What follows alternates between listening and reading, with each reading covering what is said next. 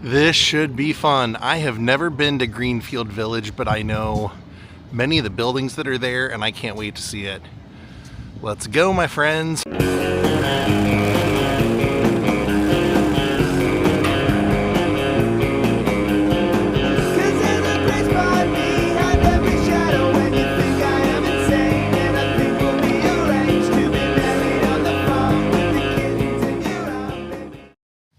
It's a windy, chilly day out here today, but this should be fun. So now we're entering Main Street. Climax of civilization, Sinclair Lewis.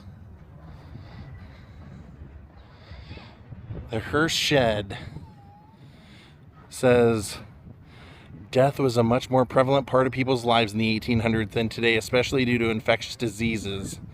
Hearst sheds like these were located at the edge of cemeteries in many New England towns and villages. They held the town hearse, a vehicle used to carry the deceased from the wake or viewing at the deceased person's home to his or her final resting place. Now, welcome to Main Street, my friends. And we're starting it off with the Wright Brothers Cycle Shop. Wilbur and Orville Wright. Dayton, Ohio, the pride of Dayton, Ohio, baby. We love them. Still have one of the shops there in Dayton, so you can still go visit that one, but they had a couple of shops. And Henry Ford was smart enough, or respected and loved them enough to purchase this and move it here. And it says that starting in 1899, Wilbur and Orville Wright performed much of the research, experimentation, design, and construction of the first successful airplane, the Wright Flyer, in this building. The brothers closed their bicycle business in 1904 to concentrate full-time on airplanes and continued to build improved models here through 1909. Orville Wright maintained his office on the second floor until 1916. Wow. Oh, I hope it's open. Let's go find out.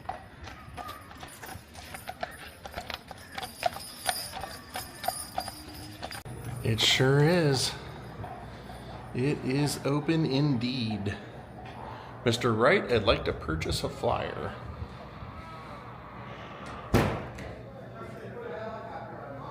There's the office back there.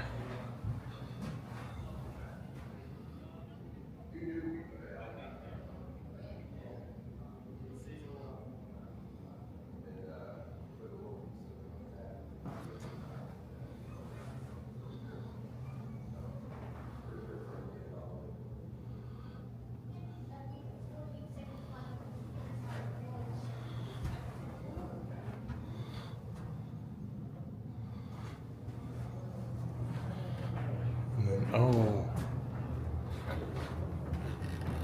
there's the repair shop.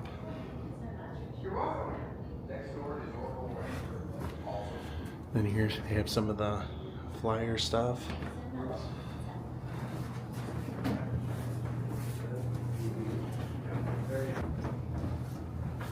Of the center section of that first airplane for you to see.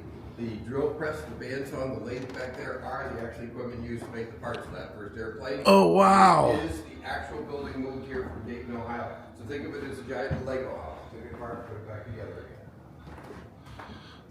again. That's awesome. These are the actual machines that made the parts. That's crazy.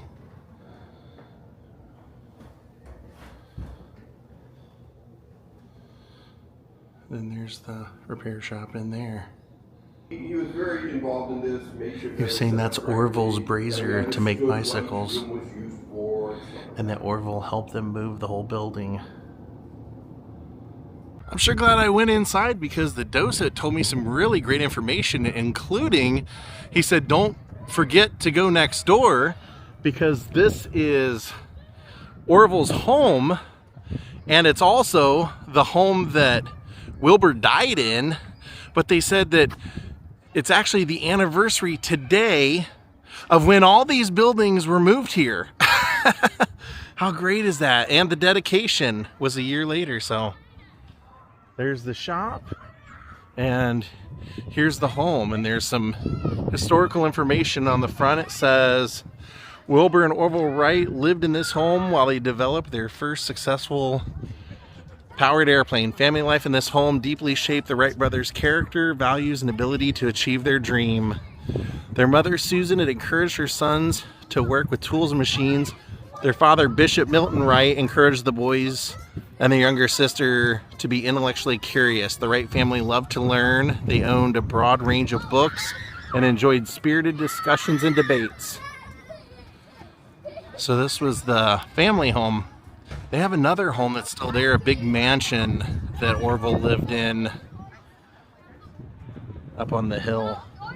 Well, they said that we can go in all of them, so let's see which doors open.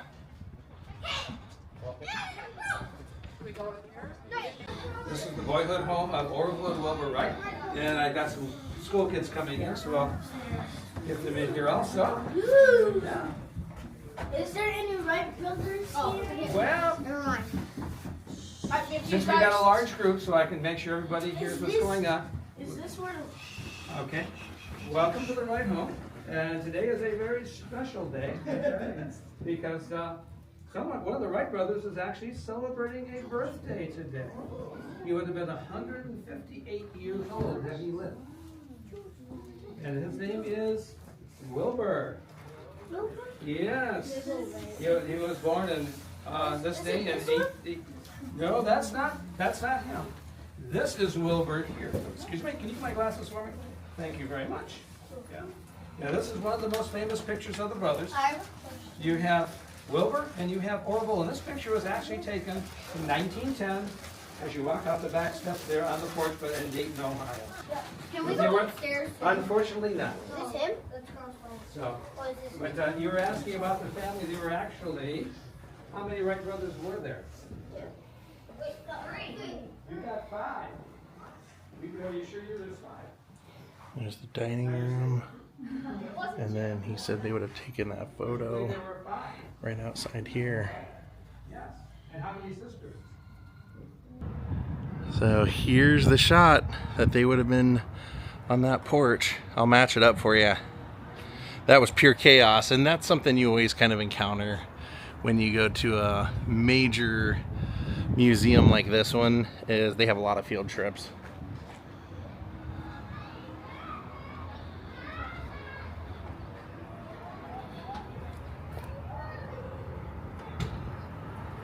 Here we're over at Miss Cohen's millinery. It says Elizabeth Cohen, young widow, ran this Detroit millinery shop as a way to earn money after her husband's death. Miss Cohen lived here above her store, allowing her to take care of young children while earning a living to support them. So let's go on in and see what it looked like. Hello, welcome. Hello. Walking into 1895. This is the Cohen Millinery, ladies' hat shop. This building was originally in Detroit, in the Courthouse neighborhood. We have a picture in this frame here by the wall of the owner of the shop. Her name was Elizabeth Cohen. And in that picture, she's standing in front of this building when it was located about 10 miles east of here in Detroit. Oh. Back in the 1890s, hat shops were everywhere because everybody wore hats, whether you were a man, woman, or child. If you look at our cases, you'll see a lot of artifacts, old items from the 1890s, including a collection of hats lining that side wall behind glass from the 1890s. On top of our cases, we have some tie hats. We have some black hats over there.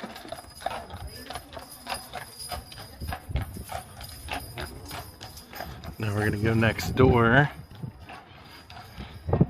This is the Heinz house.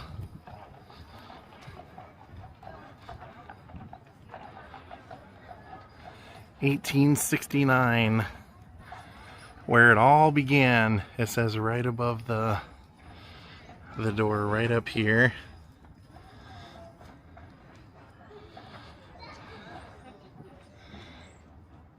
H.J. Heinz products were first developed in this house. Here it says they became a recognizable brand and appealed to customers because Heinz promised a good quality and freedom from tedious work in the kitchen.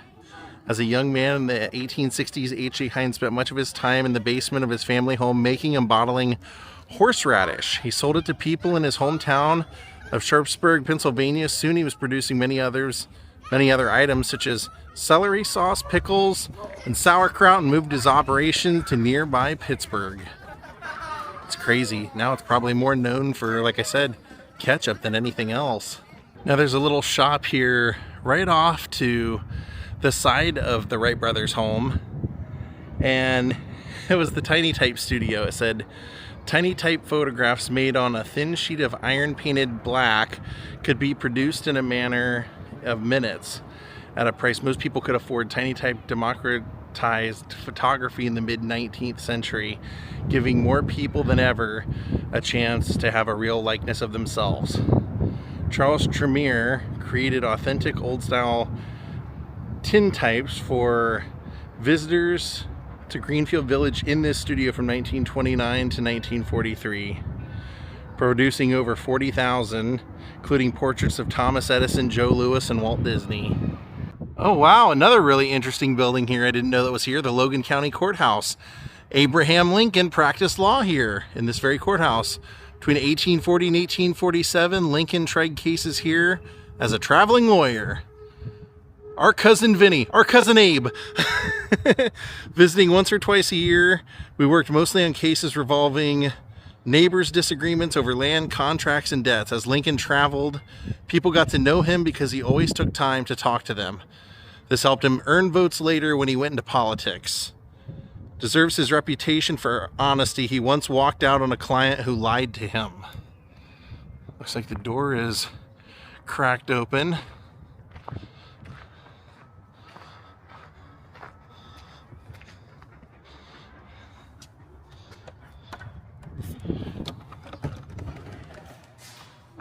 Hello.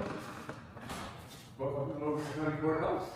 Wow. Take yourself back 200 years, almost 200 years to Springfield, Illinois. You might find Abraham Lincoln standing right where you're standing right now. Wow. He was a circuit lawyer. They came on horseback in the spring. They heard cases here. Then they traveled a circuit of other towns or other county during cases. Came back here in the fall, and that was until the following year. He was generally the defense of attorneys. He generally would not have been the judge. Okay, mostly civil cases. Your more criminal cases, a sheriff would have taken on to be Springfield, which was about 15 miles away. Would have been tried in Springfield. At that time, you were allowed trial by jury legally, but remember, very small community. Yeah. Everybody knows everybody else's business. So if they have any personal vendettas. Everybody in personal is almost impossible. And again, almost all civil cases to start with.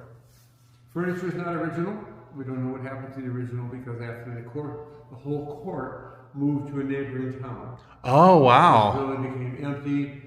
It was tried using it as a post office, a general store, but eventually a series of people living here. Oh, okay. Like a boarding house almost. Well, Apartment or something. Yeah. Different. Now notice, this one has a boarded cross. Is that we don't want to share the upper level. There were just 4 offices up there for like county clerk, county executive, sheriff, things like Okay. that. But there are fire laws in the state of Michigan. They say in these old historic buildings, there has to be a separate access way for up and down in case of fire. Oh, gotcha. Okay. So for instance, if you went in the Wright Brothers home today, you notice you were not able to. Yeah. Now we're going to explore this section, which has a few famous homes in it. I believe Robert Frost's home is here. But upon entering, you have a toll booth, like in old times, and I love it because how you would get charged for your toll was based on your animals or based on what you were bringing.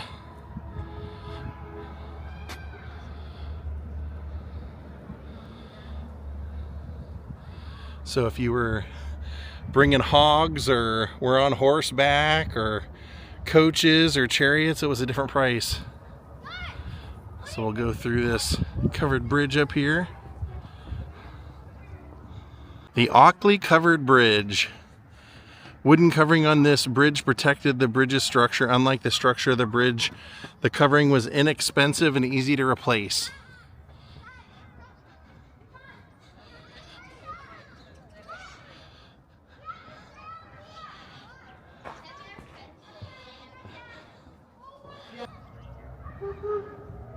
This beautiful red house in front of us is Luther Burbank, renowned plant breeder, his birthplace.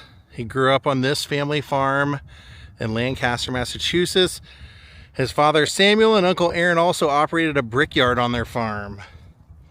Burbank worked on the farm, hauled bricks to the market, then learned how to draft patterns at a plow factory where his uncle worked. They shared a large brick home near their brickyard. These two wooden structures were originally wings that stood at each end of the home.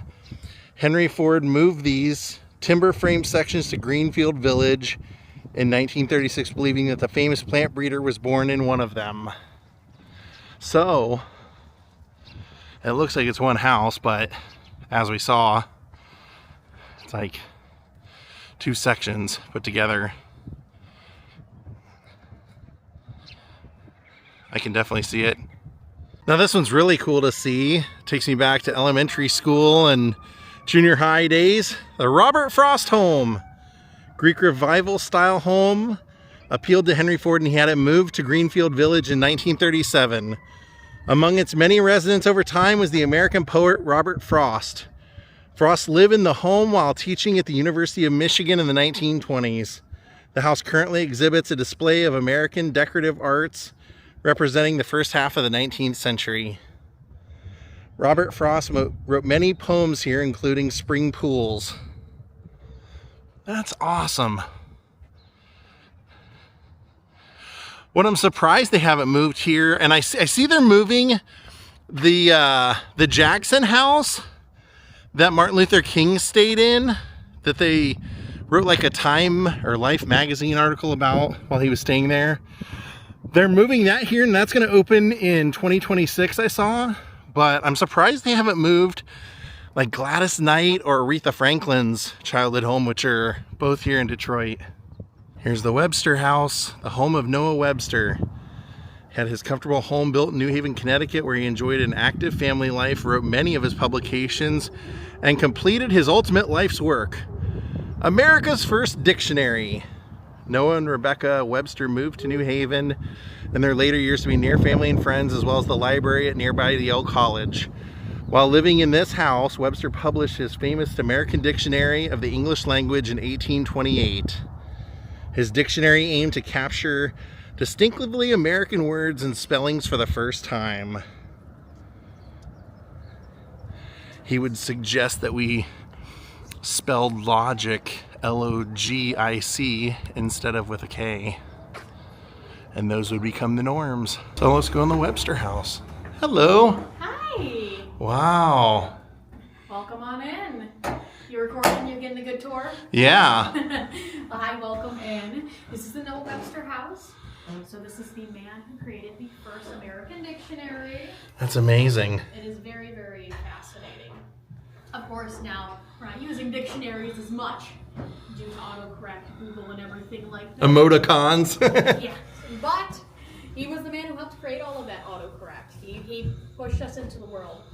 But when the dictionary came out, it was not a success at all. He was charging $20, which at the time it would have been ridiculous.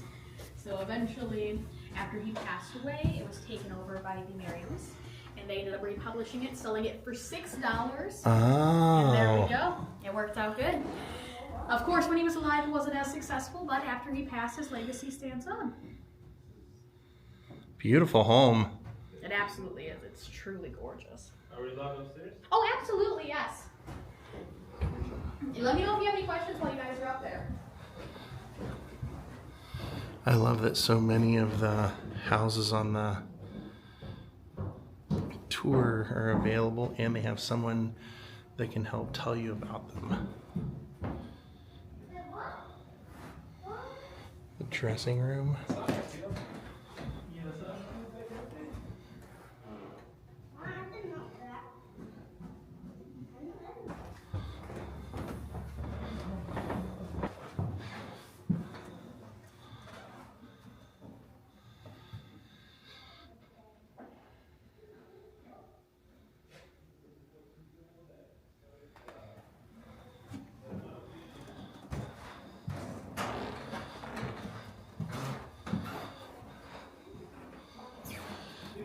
Louisa's room, their daughter.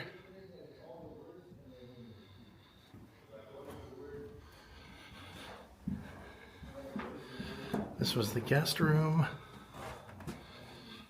or the guest chamber.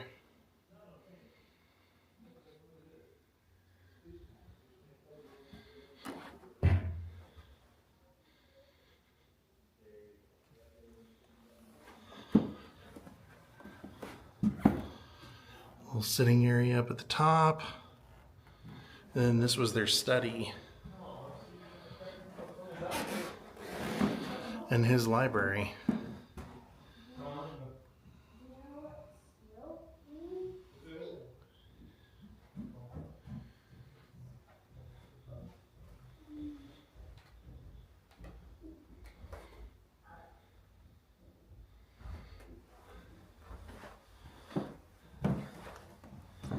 And these are all publications he had before the dictionary. Wow, this should have some story. Wow, take a look at this. It's not open for us, but it says they're doing building renovations right now. That is called Cotswood Cottage. Built in southwest England. Cottages like this were small, modest homes found in rural villages. He was so taken with the honey color of the cottage that he decided to purchase it for Greenfield Village. Had them dismantle the whole thing and then move it here.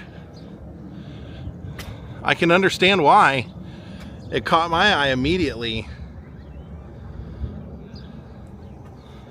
Like I said, it's unfortunate that it's not open right now because they're doing some renovations, but we're coming off the tail end of the cold season, so it's not that hard to believe that they're wrapping up some renovations.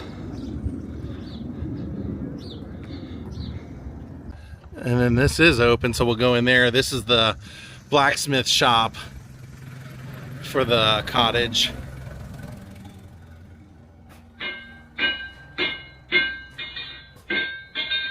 Without realizing it, you've not only just stepped back in time about 100 years, but have also stepped several thousand miles from Dearborn, Michigan. Yeah, I've also found a ghost that's a blacksmith because there's nobody in here. It was owned and operated by the Stanley family. They've been in business there as blacksmiths for at least 300 years. I gotta do it at least once in my life. Look at this amazing windmill. I love it.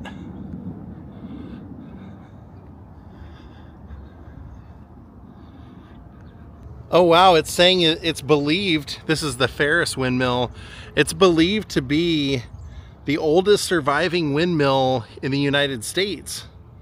And it was moved from 2 different locations, the south side of Cape Cod ending up on West Yarmouth before coming here.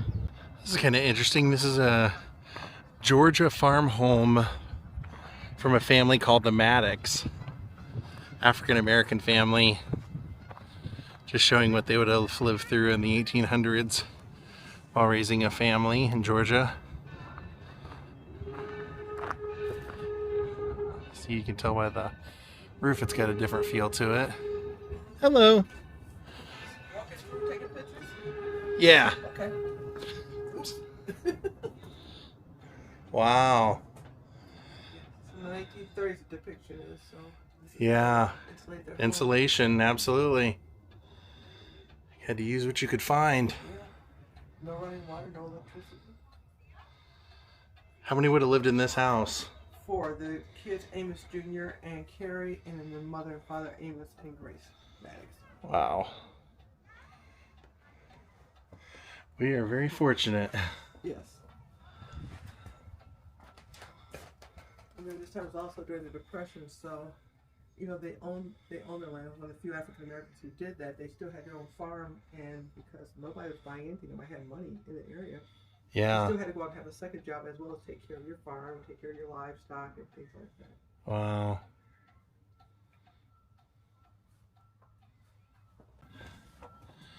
There's the kitchen.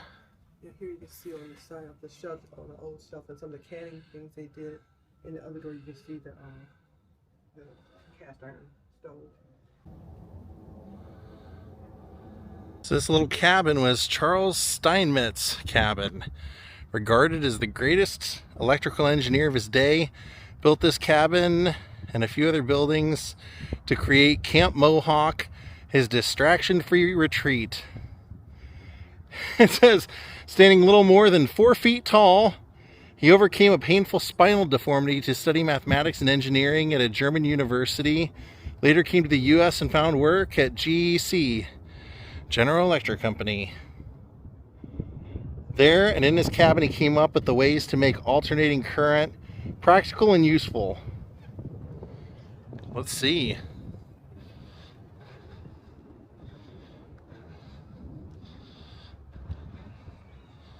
Camp Mohawk. Pretty dark in here even for me. It's really all there is in this section. Just a writing desk. Kind of a man cave kind of thing. And then just a view out the window.